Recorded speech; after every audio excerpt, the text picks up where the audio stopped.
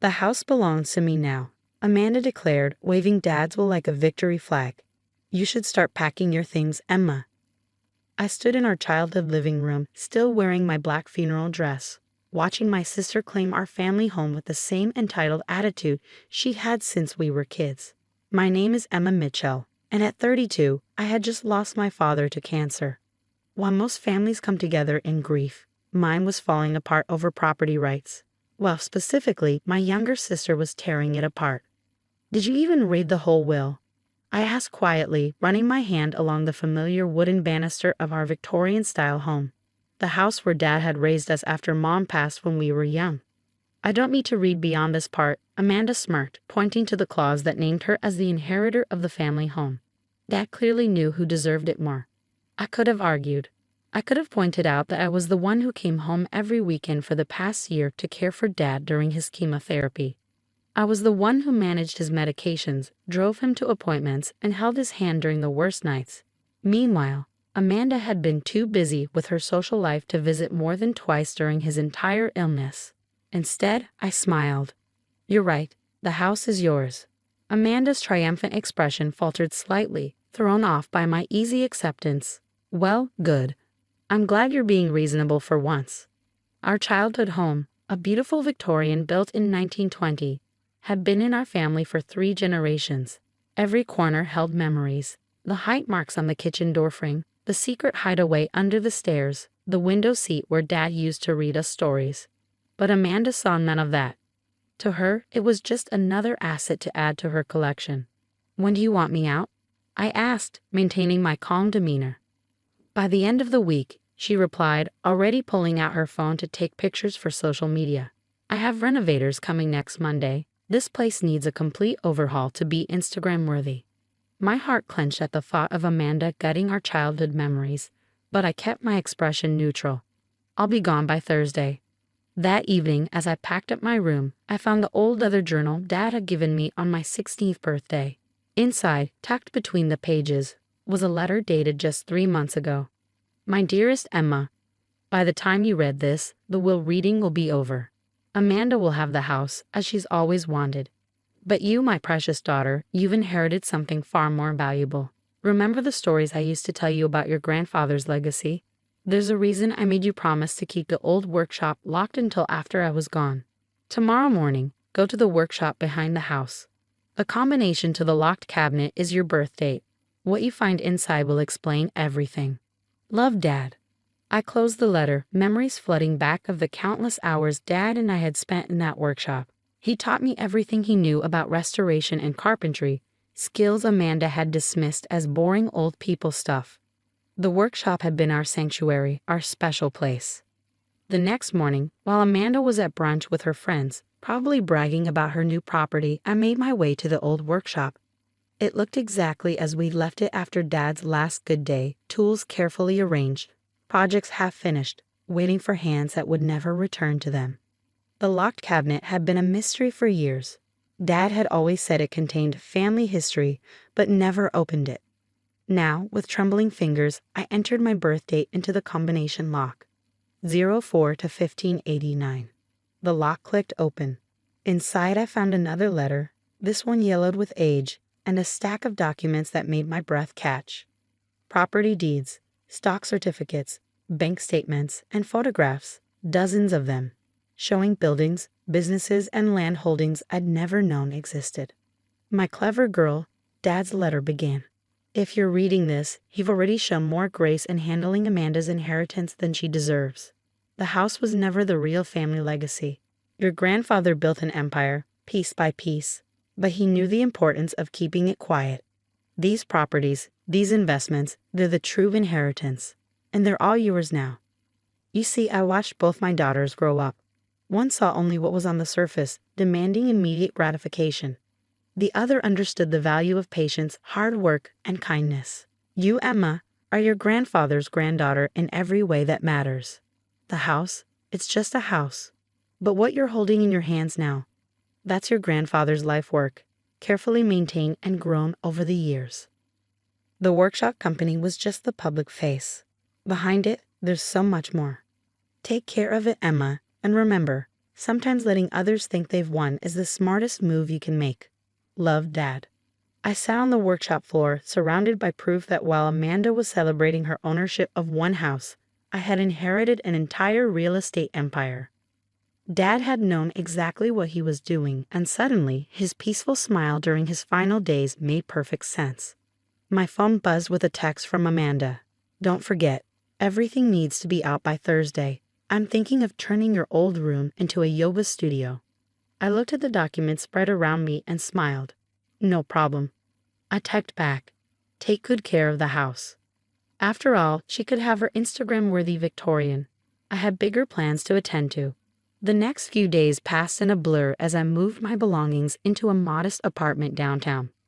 Amanda watched with undisguised glee as I packed up my childhood memories, occasionally making comments about her renovation plans. "The antique staircase has to go," she announced while I carried out another box. "It's so outdated. I'm thinking glass and chrome would be more my style." I thought about Dad lovingly restoring that staircase one summer, teaching me how to sand and stain the wood. But I just nodded and kept walking. What Amanda didn't know was that between moving boxes, I was meeting with Dad's longtime attorney, Mr. Harrison. In his wood-paneled office, surrounded by the scent of leather and old books, the full scope of my inheritance became clear. "Your father was a brilliant man," Mr. Harrison said, spreading out documents across his desk. While everyone saw a simple workshop owner, he was quietly building something extraordinary. The portfolio includes 32 commercial properties, 15 residential developments, and significant stakes in 3 shopping centers. My head spun as he walked me through each holding. The numbers were staggering. The workshop company, which I'd always thought was Dad's only business, was just the tip of the iceberg. "Why didn't he ever tell me?" I asked, still trying to process it all. Mr. Harrison smiled kindly. He wanted to see which of his daughters would appreciate the value of hard work before knowing about the rewards. "He watched both of you carefully over the years. Your sister's behavior during his illness confirmed what he already knew." A week after moving out, I received a string of angry texts from Amanda. The renovators had started work on the house, and things weren't going as planned. "The contractor says there's original crown molding under the ceiling panels," she fumed.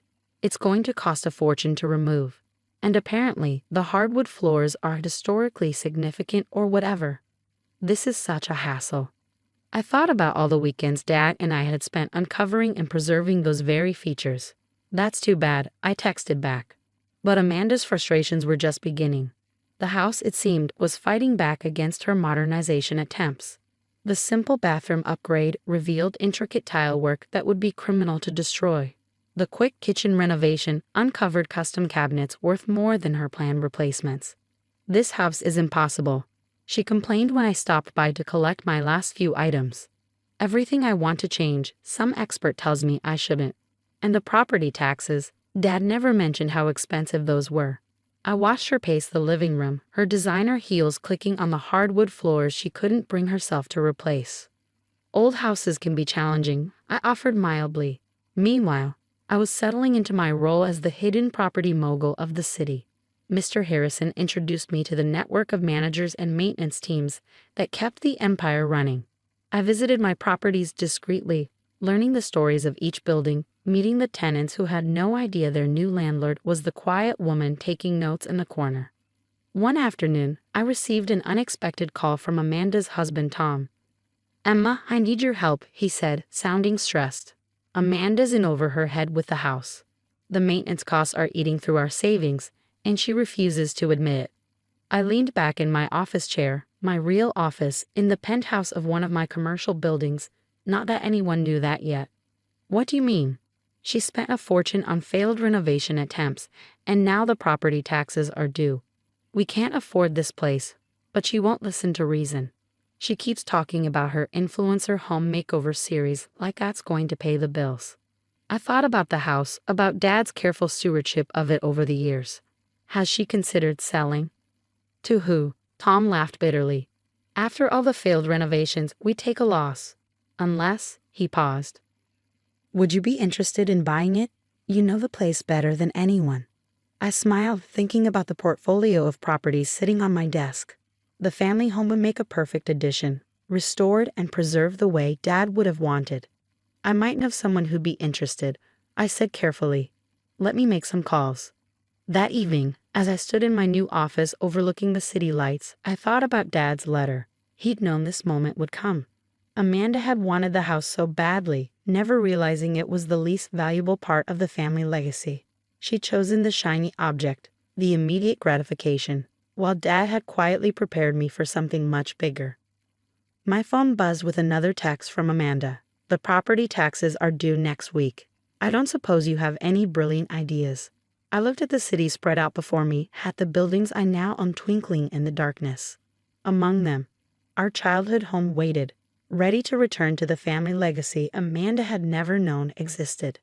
Actually, I typed back, I might have a solution. It was time to show my sister exactly what she overlooked while fighting for a single house. 3 months after Dad's passing, I sat across from Amanda in an upscale restaurant, watching her pride crumble like the untouched bread on her plate.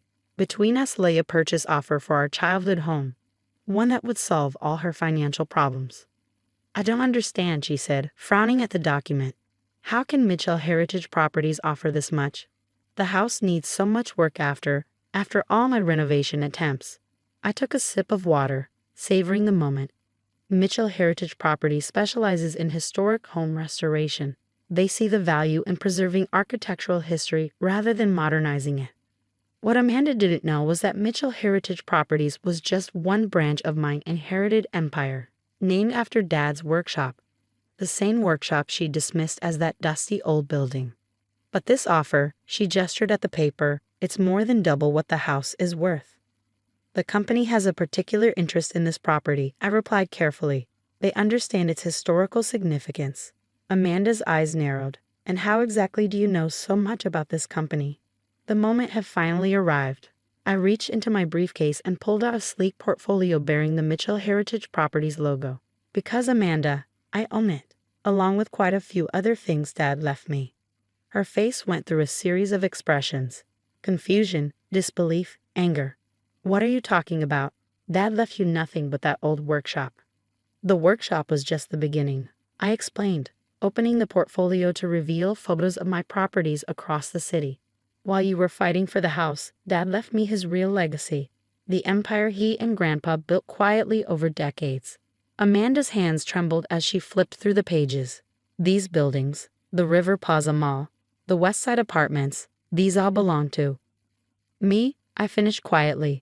Dad knew exactly what he was doing when you left you the house. He wanted to see what you do with it. This isn't fair, she whispered, but the fight had gone out of her voice. You tricked me. No, Amanda, you tricked yourself. You were so focused on what you could see, what you could show off on social media, that you never bothered to look deeper.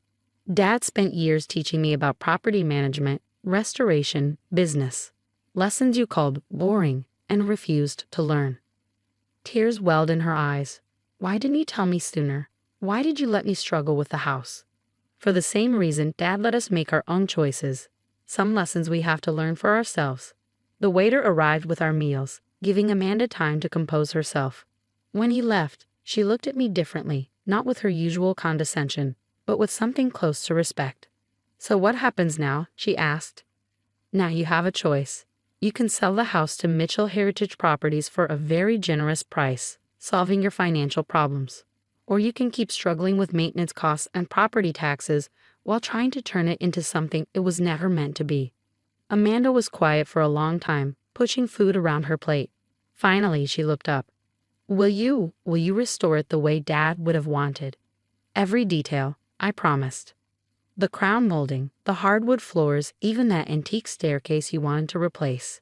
It'll all be preserved and restored to its original beauty. 2 weeks later, I stood in the foyer of our childhood home, now officially mine again. Amanda and Tom had moved to a modern condo better suited to their lifestyle. Their financial worries eased by the sale. As I ran my hand along the banister Dad and I had restored together, I felt his presence strongly. You were right, Dad, I whispered. Sometimes letting others think they've won is the smartest move. Mr. Harrison joined me for the initial restoration planning. Your father would be proud, he said, watching me examine the original blueprints. You've managed this situation exactly as he would have. I learn from the best, I replied, thinking of all those quiet lessons in the workshop. Over the next year, I restored the house to its former glory, preserving every historical detail while subtly modernizing the systems. Amanda occasionally drove by, watching the transformation. One day, she finally worked up the courage to visit. It's beautiful, she admitted, standing in the fully restored living room. This is what it should have been all along. It's still your home too, Amanda, I said softly. Different than you imagined, but family is family. She looked at me, really looked at me, perhaps for the first time. You know, I never understood why Dad spent so much time teaching you about old houses and restoration. I thought he was playing favorites, but he wasn't, was he? He was preparing you. He tried to prepare both of us, I corrected. We just chose different paths. As we stood there in the house that had started it all, I realized Dad's true legacy wasn't the properties or the wealth. It was the lessons he taught us about patience, wisdom, and seeing beyond the surface. Amanda had gotten exactly what she fought for, and I had gotten everything Dad knew I'd protect and preserve, just as he and Grandpa had done before me. Sometimes the best revenge isn't revenge at all.